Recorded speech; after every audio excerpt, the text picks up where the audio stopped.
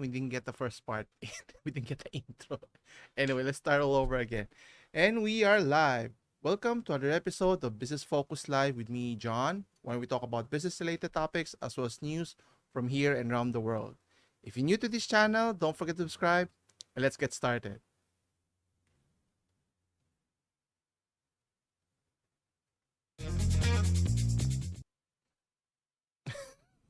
Technical issues.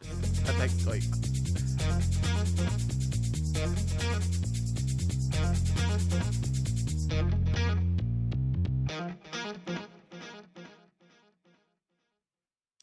And we're back. Thank you again for joining me today. Sorry for the mishap. It's been a long while since I did my last live stream due to unforeseeable situations that's out of my control. In particular, I lost my internet service provider for quite some time. I think practically almost a month. And having that internet service is quite daunting, and obviously doing a live streams is very heavy on data usage on your internet. So if you notice, I wasn't able to do the live stream for the past few weeks, but still able to upload the business update segment every Wednesday. Anyway, I'll talk about the what happened there, and the ordeal that I and my family had to go through in dealing with the situation and how it affected our situation, not just my family but my parents as well, whom we share our internet service providers here. Anyway, so stay tuned for that one. So I'll be releasing a video on that one, discussing in detail whether you might have the similar experience that I did, and how was I able to resolve or rectify the situation, and how come it took me that long to be able to rectify it. But stay tuned for that one. So I'll be uploading that very soon, next week here. But for today's agenda, so we're now back to our normal programming. Well, technically not our normal schedule, because I had a meeting earlier and I could only do it right after that meeting, which is that's why we're doing it at a later time here, but still on a Friday, so it's good to be back. So let's start off by discussing what are the different topics that we'll be covering today here, and let's see what's on our itinerary here. And one of the main topics, as mentioned in the title, is that Samsung is producing the first ever 3 nanometer chip. So the brains of the computer, whether it's be your CPU or in your desktop computer or in your smartphone device. Now, is this pretty significant? Obviously, being able to bring it to market will bring benefits to the company, and obviously for consumers, better product, better optimization, more powerful devices become smaller and smaller, but obviously more expensive on the other hand. But nonetheless, that's good innovations for the company. Segueing on, the next one is Starlink is now offering their services, not just in remote places in the United States, but in other regions, and as well as other applications where your typical internet service provider is not accessible in your local area. Next is we'll be talking about a movie that's already practically complete. The movie I'm talking about is movie Batgirl, which was supposed to be, I think, released later this year or early next year, and guess what? They canceled it. So kudos for Warner Brothers for doing a terrible job of handling their DC Comics superheroes here. And don't get me started. We'll be discussing that more in detail when we go to the next to another video, which will focus on the movies that's being going to be released this past few weeks on another video. Next is, with the ongoing war that's happening still with Russia and Ukraine, and companies in Russia has already, many multinational big companies has left the country in protest or in disagreement on what the Russian government is doing. But some companies have stayed on, and made their stand, and the government is now levying a huge fine, in this case, Google Inc. or Alphabet, by fining them in as much as $370 million, which is not a pretty small amount, but not big enough for the giant as well. So we'll talk about that as well later. And lastly, we'll be talking about the recent transition of our incoming administration, the newly elected president, Mr. Bongbong Marcos, or BBM, is now going to tackle one of the many issues that was left by the previous administration. And one of the key issues is the public transportation and what's to be done about it. And, can the current government administration do something about it to alleviate the congestion and difficulties of our citizens here? Anyway, without further ado, so let's get started and start discussing it. Anyway, it's good to be back. So the first one, as mentioned, regarding Samsung's being able to produce the start processing or manufacturing a 3 nanometer chip. And for those who are not familiar, a 3 nano chips is very difficult to produce.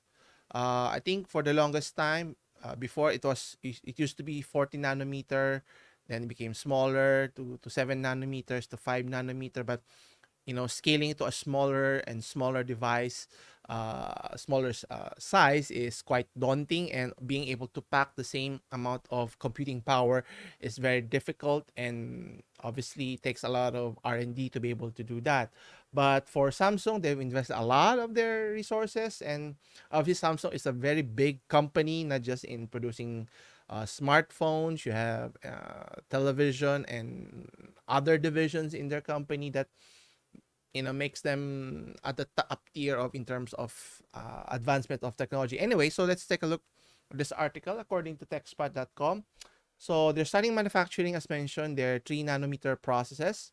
The DRAM supply glut brewing in South Korea. Now, obviously, South Korea is known for for its brand as Samsung, and TV, OLED TV from LG.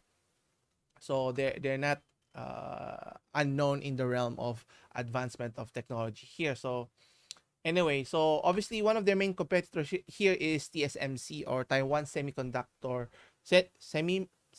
Manufacturing Corporation, which is based obviously in Taiwan. Is still considered as the chip leader, manufacturing chip leader, but Samsung has beat it in the race of producing the world's most advanced chips yet.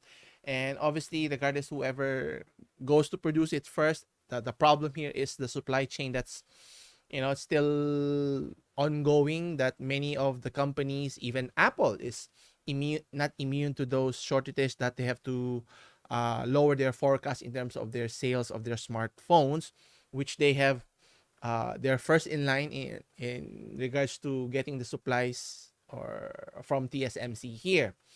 So is this good news for companies that looking to be able to utilize the 3 nanometer processor for many technological device here? Now, Samsung has mentioned that they have officially started mass production chips at its Hwaseong facilities.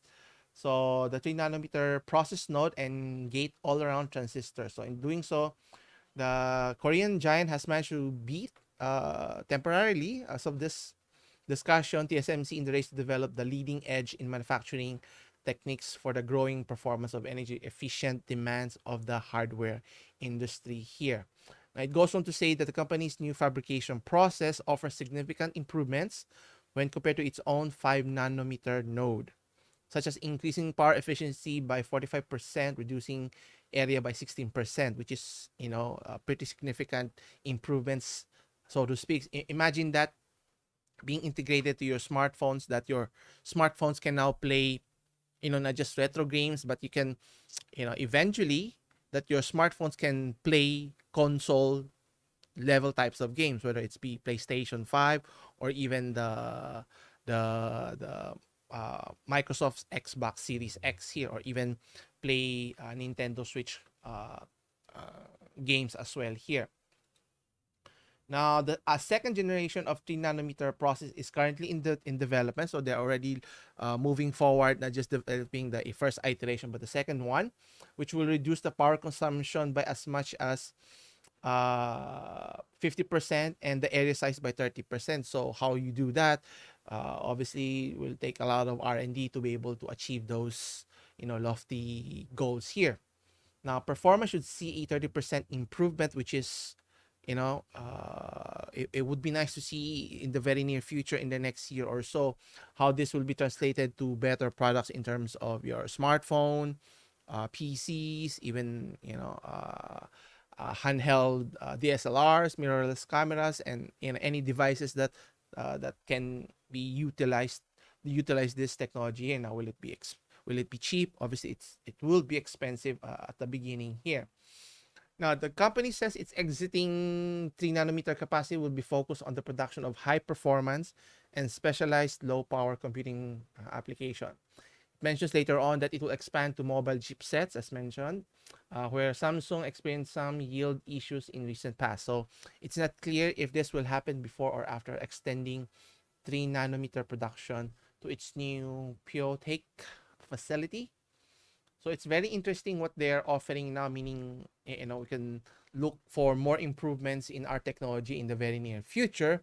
But that's just on one aspect of, especially if you're talking of smartphones. Yes, the devices are getting more powerful, but the problem is the battery usage here. And even if they draw a smaller amount of energy, but being able to use it for long periods of time, let's say not just a day or 2 days, but an entire week without charging your phone, that would be tremendous here. So obviously, other companies has to step up and find ways to be able to, consolidate not just the CPU, the GPU, but the power itself, or the battery that we use, whether it's in smartphones or even in electric vehicles here, which, the main issue here is fast charging, making it safe to charge and not let it explode or catch on fire here. So looking forward to more developments in the near future here. Anyway, next is, as we mentioned earlier, SpaceX, which is owned by Elon Musk, for one of his main companies. And the main advantage that they have here is they're able to offer mobile internet services, namely the company Starlink. Now, FCC has authorized SpaceX to provide their services not just in rural areas, which was their initial target. Now they can cater to boats that is obviously not accessible through normal channels, or ISPs, as well as airplanes and trucks as well. That's always on the go here. So, according to CNBC.com, so the FCC, or Federal Communications Commission, authorized SpaceX to provide their satellite internet services to many industries that could benefit tremendously, that doesn't necessarily have access to internet connection, which, as mentioned at the start of this broadcast, that, losing internet connection for about a month can, you start to realize how dependent we are in terms of, for our day-to-day activity, whether it's convenience at home for entertainment and even for work, or vice versa.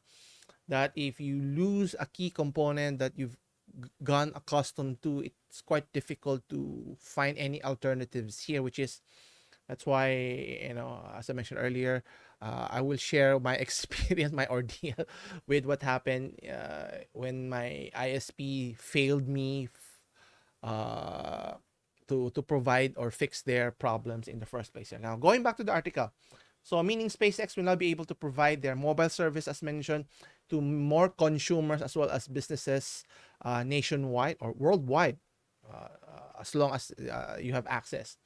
Now, the company has signed early deals with commercials, air carriers, in preparation for this decision. Now, obviously, offering this is significantly much more expensive than, typical ISPs if it's on land-based here. So, obviously, better service, more money for the company, whether it's for the carriers as well as Starlink here.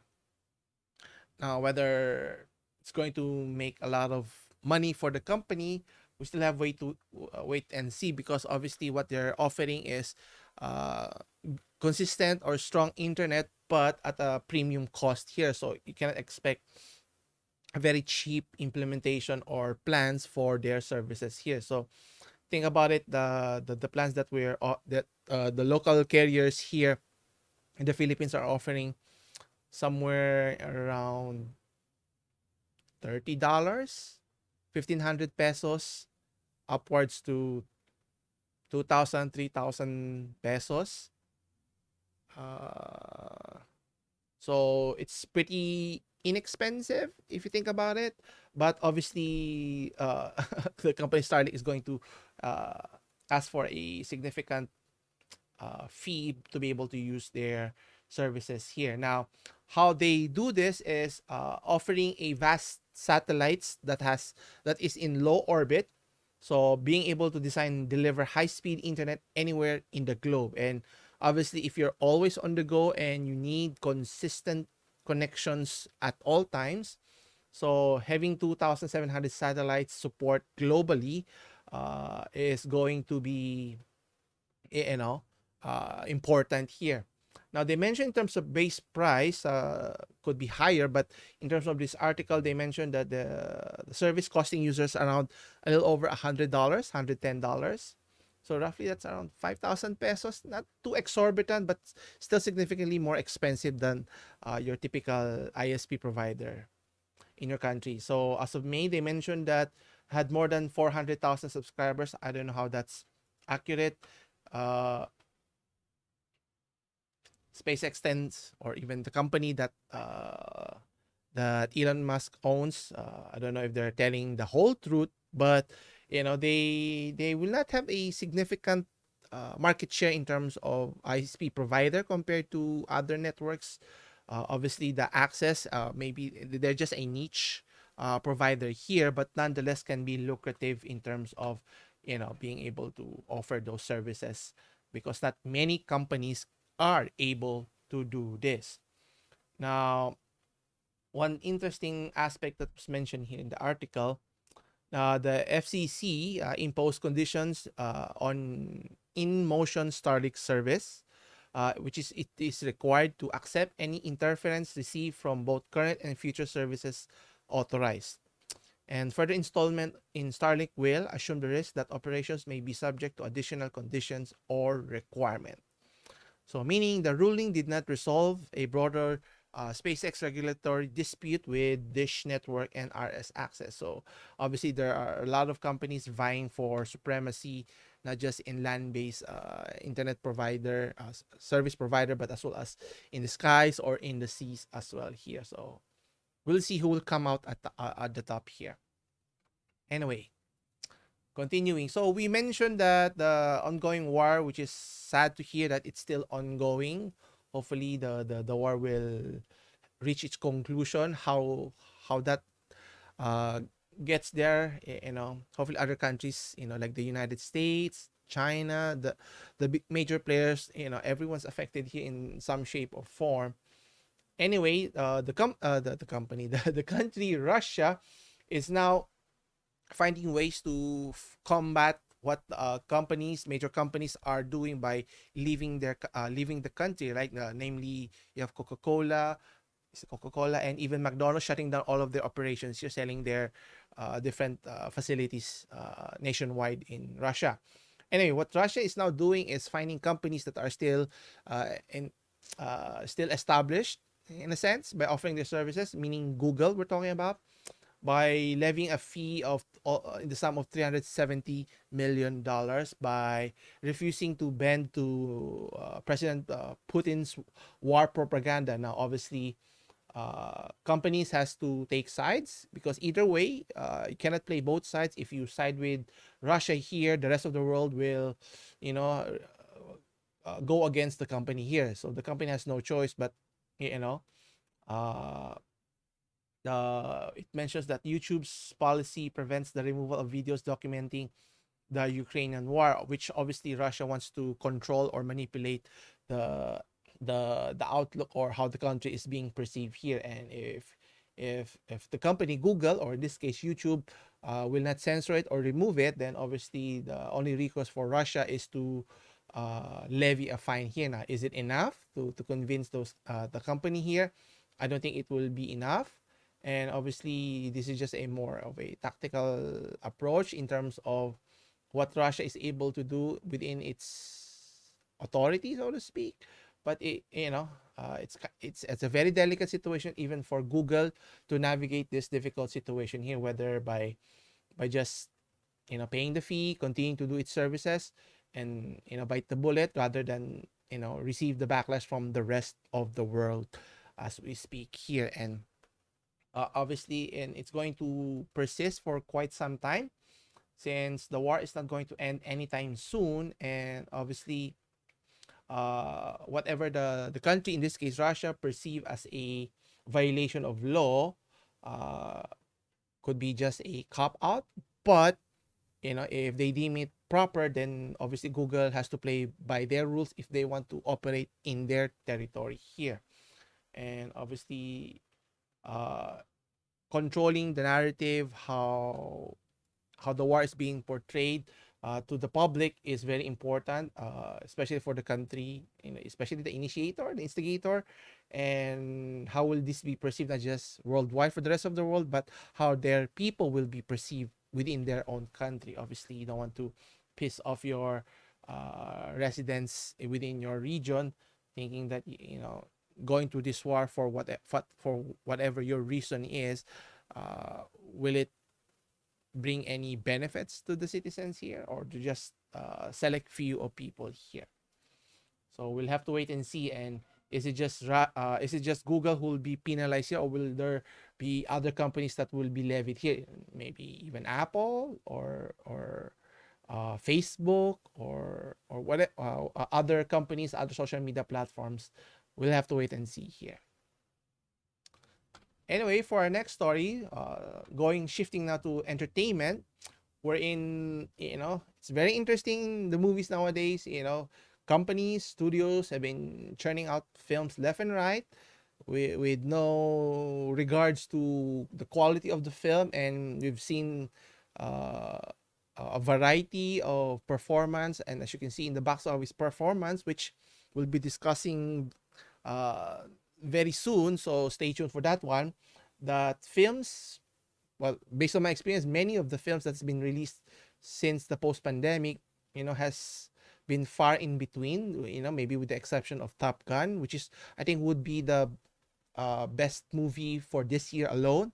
Then you have Spider-Man No Way Home from last year are the only anomalies that did really well. But for the rest, especially for the MCU, and don't get me even started for the DC franchise, that they've mishandled the whole situation, which leads us to to our topic here, which is Warner Brothers is canceling a almost finished Batwoman or Batgirl film, which is kind of disappointing. Now, looking at the photo here, I was surprised that a cameo of a former Batman, Michael Keaton, was going to reprise his role again. I think an older Batman in this uh, supposed to be this film. But as you can see, the costume of Batgirl doesn't look flattering, doesn't look superhero-ish if you look closely to it. But what is interesting about this one is the studio has already spent tens of millions of dollars. I think it was mentioned in the article that they spent in the north of $75 million, close to 90 million. So meaning they're practically finished with the production here, and yet they decided that to release it. And I think it would have been a better choice so that they can salvage some of their investment by, if they're not going to release it for theatrical purposes, why not release it in their streaming services, in this case HBO? Because sad to say, for DC fans, especially if you're a DC fan, considering how the Justice League was handled, uh, several Batmans has been made already, several iterations from Michael Keaton all the way to Pattinson here, but the Superman franchise has not, fared well, from Christopher Reeve all the way to Henry Cavill here.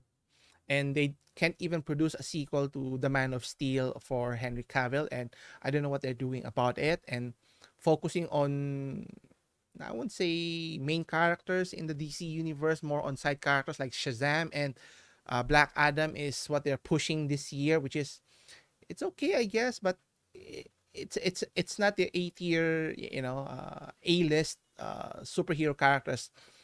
If you look at the Marvel franchise here, they've already pushed their A-list, A-tier superheroes from Iron Man to Thor, all the way to Captain America and so forth. So, you know, doing this, just goes to show how, inept the decision makers is. In the first place, if you were not sure of the quality of the film that's going to be produced, then why spend those money in the first place? And now, it was mentioned also in other articles that maybe because of the change in the administration, because of the merger between Warner Brothers and Discovery Channel here, this Discovery company, which produced the Discovery Channel there. Regardless of the reason, there's no excuse not to do well, and having a cohesive lineup of films. And obviously they haven't even resurrected the Green Lantern, which has a very strong following, different characters that could have followed. And yet, when was the last Green Lantern film that we saw? I think they do a much better job in creating superhero films on the animated side versus on the live action here. And it just goes to show, they never learned anything from the debacle, which is the Justice League movie, which you can just imagine a big blockbuster film had to be made twice because they couldn't do it properly the first time around, and they had to spend close to 100 million again just to be able to actually release what Zack Snyder's vision was meant to be. Now, it's not perfect, but it's significantly much better than what the Just Whedon version came out to be, which kind of looks comical if you think about it now. And sad to say, whether it's because of the story, or maybe they made a wrong miscalculation here. Who knows what was the problem here? Or maybe they got scared because of the initial test screenings, that it didn't look favorably to the demographics that they were targeting. Well, obviously, again, if you just look at the data there and not focus on, obviously, the film is more on a combination of obviously understanding what the audience want, but obviously you have to incorporate a good story arc, narrative, storytelling. So screenwriters, screenplays, directors, producers, all of them has to coalesce to be able to create a interesting, very compelling movie. But this is just another example of how Warner Brothers has fumbled again the opportunity to take advantage of its plethora of main characters. And I think it was mentioned in one of the Angry Joe show that they mentioned that the only lineup that Warner Brothers is focusing now, as mentioned, aside from the what do you call this, the Black Adam film and even Shazam, is there's TV series called Bat Wheels. Not Batman, but Bat Wheels. So what's that all about? So obviously, I've practically seen all of the animated versions of the Batman, from the original Batman, the animated series, all the way to the Batman and Batman the Bold and Batman and the Bold, I think, and even Batman Beyond and all those different series, which was very interesting to say the least compared to the films that they produced lately here. Anyway, so I don't know what Warner Bros. Is doing nowadays. they they need to do a better job here because people are still waiting and expecting, right? Anyway, uh, enough with the rant here.